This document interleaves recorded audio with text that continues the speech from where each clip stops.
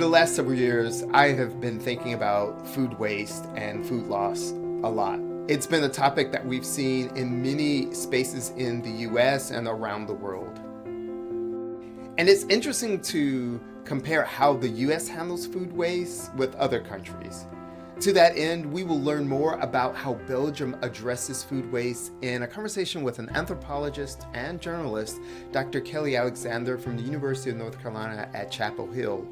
Her book, Truffles and Trash, Recirculating Food in a Social Welfare State, explores community-driven solutions and policy around food waste in Belgium's capital city of Brussels. Welcome to the Leading Voices in Food podcast. I'm Norbert Wilson, a professor of public policy at Duke University and director of the World Food Policy Center. Kelly, it is a pleasure to talk with you today. Thank you for having me. So let's start with your research in Brussels at a high-end truffle restaurant. But you ended up in food banks and social restaurants and community kitchens. Tell us a little bit about the evolution. How did this project evolve to finding yourself in these new places? Yeah, it's a strange trajectory. I did not start out to be a food waste researcher, but how it started and how it's going, that meme from 2018, this is like what I love to talk about when I talk to my food studies students, because I started out as a researcher very interested in the development of haute cuisine. I had worked in a lot of restaurants. I had worked as a journalist for several food magazines. And the question that really animated me was how a truffle, this little spore on a fungus, has become one of the world's most expensive ingredients. And so I was doing ethnographic research in the kitchen of a Michelin-starred truffle restaurant, and there are not that many of those, and one of them happens to be in Brussels, Belgium. And I'm in the kitchen there, and I am working on the line, and I usually have to specify to my students, like, it wasn't a stunt. Like, you can't write to a Michelin-star restaurant and say, hey, can I come on in and work in your kitchen? I had a lot of credentials as a journalist and as a chef first. What I did have going for me is that I was in a funded doctoral dissertation program, actually the anthropology program at Duke. So I had funding to go and do that research in this kitchen. And there's probably no restaurant in the world, no matter how high end, that is not willing to accept some free labor. So I'm working in that kitchen. I'm working with fantastic chefs. And what happens when you work at a super high end restaurant is that aesthetics are valued above all else. The food has to be really, really beautiful. And this restaurant charges extraordinarily. It's called Le Truff Noir. It's still in Brussels now. It's a truffle restaurant, the Black Truffle. Super high prices for very, very refined food. And in order to do that, a large part of my job was brushing priceless truffles, throwing away an unbelievable amount of very beautiful produce that would otherwise have been exceptionally valued in other contexts. And I come from a background, my grandmother was a Russian Jewish woman. She grew up in Brooklyn. She moved to Atlanta, Georgia after World War II. She taught me to cook, and she never threw anything away. And when I say that to people, I think they're like, oh yeah, I have a grandmother like that. But she really never threw anything away. Like can of grease under the sink, the whole thing, every little butt of a vegetable was saved for stock for later. And it was actually, I was throwing away so much good food working in Le Truff Noir, just making beautiful garnishes and vegetable carvings and things like that, that I started following the food waste around the city. I was wondering where all of this went. And I actually asked the chef in the restaurant, we throw away so much food, would it be possible to give some of it to people who could really use it? And his response really interested me and changed the whole course of my research, because he said, I am really willing to do that. However, I pay chefs to cook food and not to give it away. So if somebody was willing to come here and pick it up, I'd happily give it to him, but I'm not going to pay people to go and do that. And I thought, well, I wonder what else is going on in this city in terms of this, like where does all this food go? And I discovered I was doing this research at a fortuitous moment in the EU, when the EU had just made this compulsory policy aimed at supermarkets. So all large-scale supermarkets across the EU were suddenly required to donate all edible but unsellable food. And the EU didn't give a lot of direction about how they could do that, and also didn't give the supermarkets any money. So what happened as a result of that were that there were lots of local grassroots efforts communicating directly with supermarkets who were like, hey, we're over here. We'll come pick up the food that you don't want to sell that's still good to eat. And we'll use it in our food banks and in our zero food waste pop up restaurants. And all the supermarkets had to do was get the food waste off their books. So while I was there working in this truffle restaurant, all this other food waste activity was going on. And I discovered that's really what I wanted to be doing. I loved working as a chef, but I wanted to see what the possibilities were for recuperating food around the city. So I changed. I changed everything I was doing pretty quickly. Oh, this is really fascinating. Thank you for sharing that. I know that the field of anthropology and other fields, you can start off on one project and discover that there's this whole new world that you didn't even realize until you started down the path. So this is fascinating, and I'm sure your advisor was thrilled to know that you wanted to change topic midstream. But it worked out. It worked out beautifully, it seems. It's true. I couldn't look away from the food waste to the point where I was taking pictures of the garbage can in the restaurant every day, and this big industrial garbage can filled with like priceless wild mushrooms. And a big part of my job is the restaurant made this dish. This is what changed my life. There's like a series of food journalists who talk about the dish that changed my life. And what they're talking about is when you eat something super delicious and you have some kind of awakening. This is like the opposite of what happened to me. I am making this dish called Salad Stephanie. It's like a 40 euro salad that has a lobster tail in it and all these beautiful wild mushrooms. And it has 8 spinach leaves. So a big part of my job when I worked at Le Trèfle Noir was to hold up individual spinach leaves up to the light. And if they had any blemish or like a broken vein in them, to throw it away. So this is beautiful. This is like the best spinach that you could get. The best produce in all of Europe was coming to this restaurant, and I was throwing it away. And I started taking photographs just to document all the food I was throwing away. And I couldn't look away. And actually, my advisor, Dr. Ann Allison in cultural anthropology at Duke, was really excited because I had been doing a project on aesthetics, and now I was proposing a total change to do this much more political project about where food waste goes. So she was like, yes, let us follow the food waste. This is so much more interesting. So that was kind of a nice nod that I was thinking in the right anthropological direction about food and value. Thank you. This is such an important uncovering that, research isn't static. It's not linear. It takes deviations, and it's in those deviations that you find the real truths, the real exciting things. And so let's continue the conversation because I think there's so much more to uncover. In your book, Truffles and Trash, you describe a particular day of fieldwork at a Brussels food pantry. And it was a really powerful moment. And I will say, having worked at food pantries in different parts of the US, I recognize this story in a serious way. You mentioned that this moment turned into a tense moment around fish and pork. Can you describe this to our listeners, and why did this experience stick with you? What did it teach you about the hidden social politics of food waste and redistribution? Yeah, I often frame, I did this work back and forth to Brussels for about 6 years, and certain moments just absolutely have stayed with me and haunted me in a lot of ways. And one of them was working at this food bank in a former hospital. So there's a former hospital that had shut down. It was still like a hospital with rooms for sick people and a giant sick bay. And it had been turned into a kind of community residential center where people could rent rooms. They could use the kitchen to prepare their food that had been the hospital's kitchen. And the bottom floor of it, which had been the whole emergency triage center, was turned into a thrice weekly food bank. So I'm volunteering at this food bank, and there's tons of food coming in from grocery stores. And this is Brussels in the summer. It's pretty hot outside. A lot of people go on vacation. So there's a lot of expensive food coming in, including fish and pork. Fresh fish and fresh pork. So I am assigned to work on this station. The person who usually runs the station, who is my boss, is an older Vietnamese woman who's an immigrant herself to Brussels. And she is kind of giving me the ropes. And she has figured something out where she says, we have to give equal things to equal people, right? And she's telling me this before anybody comes in the food bank. Yes, sure, we will give 1-to-1 to each person.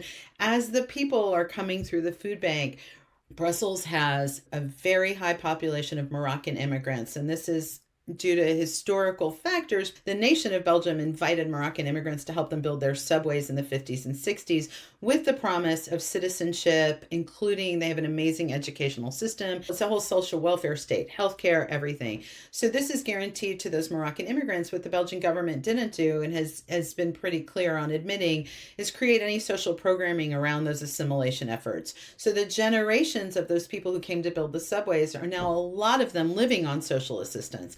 So that is who is coming through. A lot of Moroccan people who are Muslim into this food bank. Muslim people typically have prohibitions against eating pork. So we have fresh fish and fresh pork. There are women coming through. They are in hijabs. They are obviously presenting as Muslim, and they are asking, could I have the fish, please? And we were told to give the pork first and then the fish, because the fish is considered more valuable. And I am thinking in my own head, oh, I'll just be an amazing social innovator here. Yes, of course, if you don't eat pork, please let me give you this fish. It is not occurring to me that other people coming through the line are considering this preferential treatment.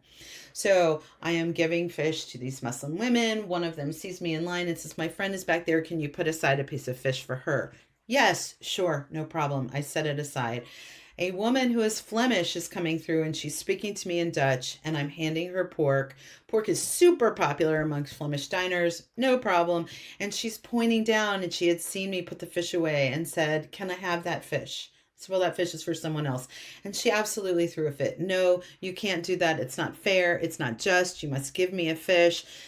Long story short, there's a whole tug of war between this package of fish. There's a security person at the food bank, which I had not considered why there would need to be a security person at the food bank who has to come in, break up this fight. It was so humbling. I had not considered these factors. It's really on me. It's like you as a social scientist who think it's not on me to innovate this food bank's pantry. I didn't follow directions. I thought I was doing a good thing. You know, the whole war over this fish. And when you see what it means to someone's culture to eat the foods that are appropriate to your culture, I would fight if someone was like, you can't have that matzo ball soup again. I'm going to take it away from you. There's no telling what I would do to get my hands on it. And I just felt in that moment like I had done it all wrong. Like I had really misunderstood food waste distribution. But more than that, of course, I'm not the star of this story. If you are at the mercy of what is available and without choice, anthropologists spend a lot of time talking about the good life and what constitutes the good life and studying the good life. I would define the good life as being able to eat the food that you wish when you wish for it. And if you don't have that and you are at the mercy of the state to decide what is appropriate for you, then you find yourself in these kinds of conflicts. And you see them, you said you could relate, you see them in food banks playing out all over the world. Yeah.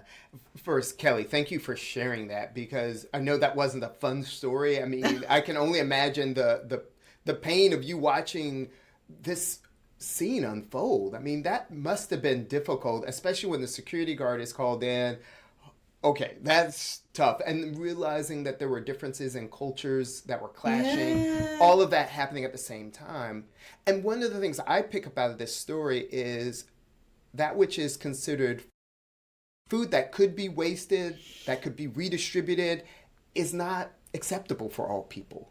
And like, how do we then make sense of that? Because you're in a culture where something is considered a good product, pork, but it's not considered a good product for other people. And so, you know, our food system, and I always say this about food banking in general, people complain about the foods that show up in food banks in sort of a traditional sense, but it's just a reflection of the food system of that country, right? It just looks like what we have. And we may think that's not good, but it's what you see in the grocery store often. And so for all those reasons, I think there's such richness to this story. So thank you for sharing, and also the humility it takes for telling that story too. I wanted to not be intrusive like any social scientist. I was there to share my time, to do some participant observation research. Suddenly I had ignited this culture war amongst these two women, which is the least population I would want to affect. And the security guard turned to me at the end of it, which is in the book, and said, you get what you get. Yeah. That is the policy. Yep. If they want to trade when they get outside, you do not decide. You get what you get. That's how we do it. And I saw the wisdom of it in that moment. But at the same time, to your point, you see sort of like there have been much bigger tensions in Europe, especially around halal meat. You see it in France all the time. Should McDonald's serve halal meat? And there's a certain very conservative contingent of Flemish people who are like, you can't tell us what we can eat. You can't tell us how we have to butcher our meat. And that's what I had seen firsthand happening in a food bank, which you think of as a place of lack where politics don't come, and politics are there. Yeah, very much so. And the idea of equitable distribution, and it can feel restrictive in some ways, but it serves a purpose. And like I said, I really appreciate you sharing that. And I think it's an important thing for all of us to understand the complexity of those environments. I want to move on and ask about sort of regulatory and legislative realities in Europe.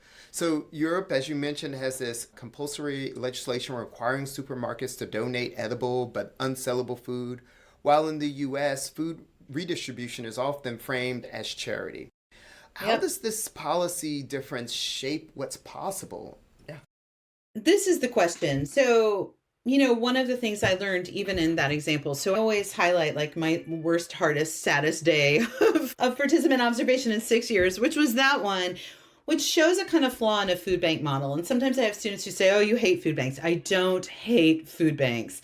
I think food banks have a lot of flaws. And what they do is continue to reproduce the structure of givers and receivers, right? Like there's on one hand, one side of the equation are people who are giving food, and on the other side who are people who are receiving food. And one thing this policy did, this like compulsory policy of forcing supermarkets, and you can't really force them. You can only levy huge fines with them, which is, I am a big fan of policy with teeth. Not just policy, but policy with teeth. You will have to pay a huge fine as a supermarket if you don't want to do this.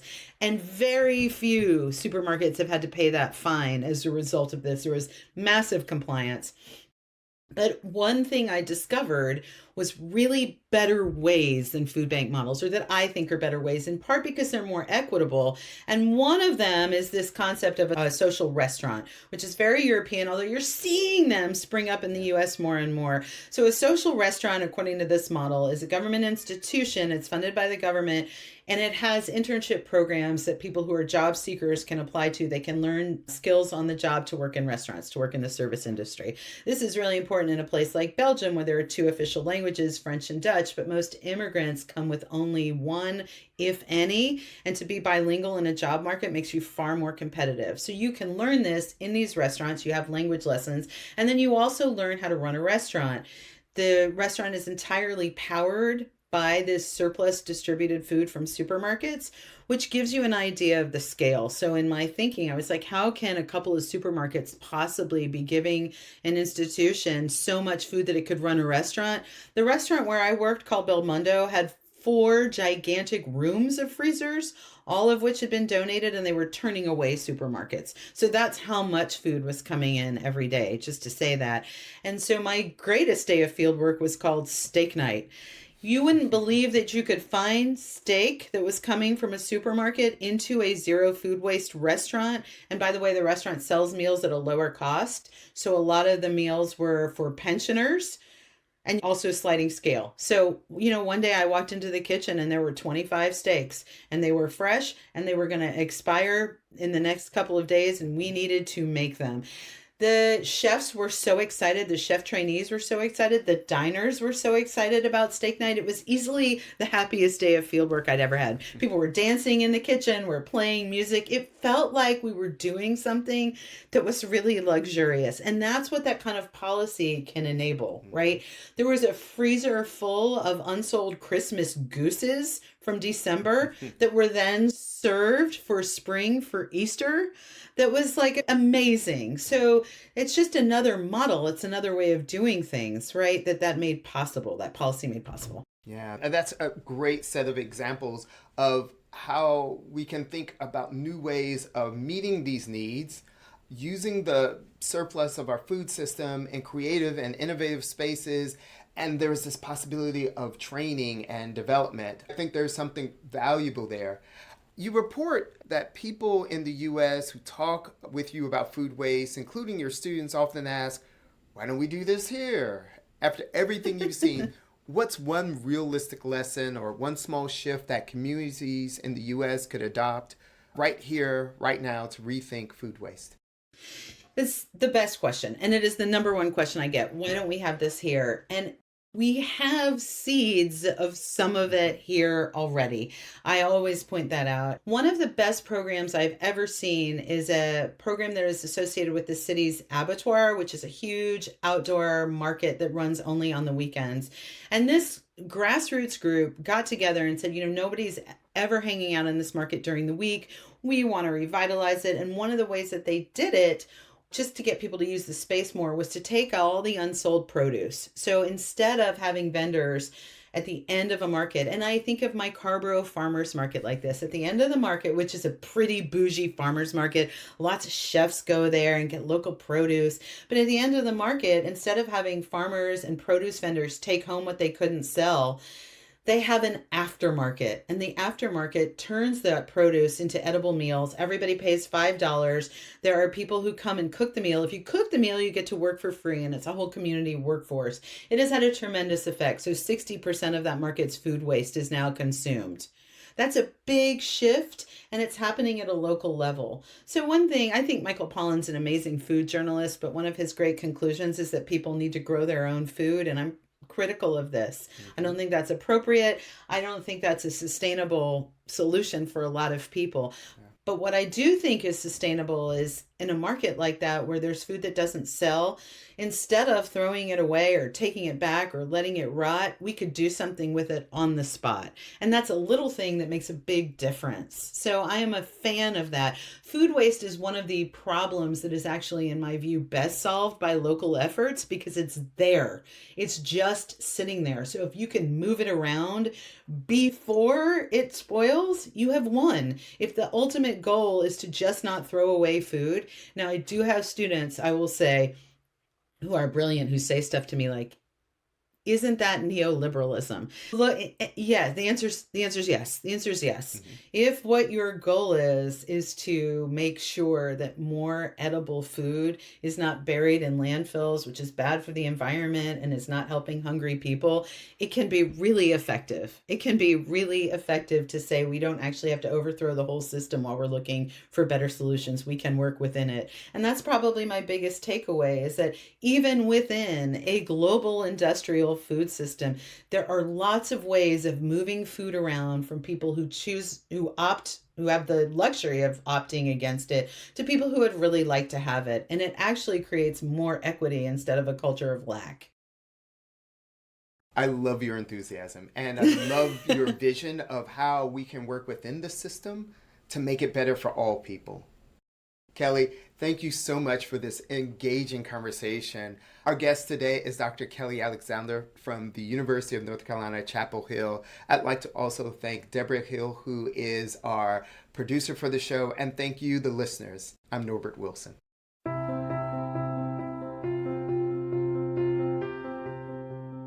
Thank you for listening to the Leading Voices in Food podcast.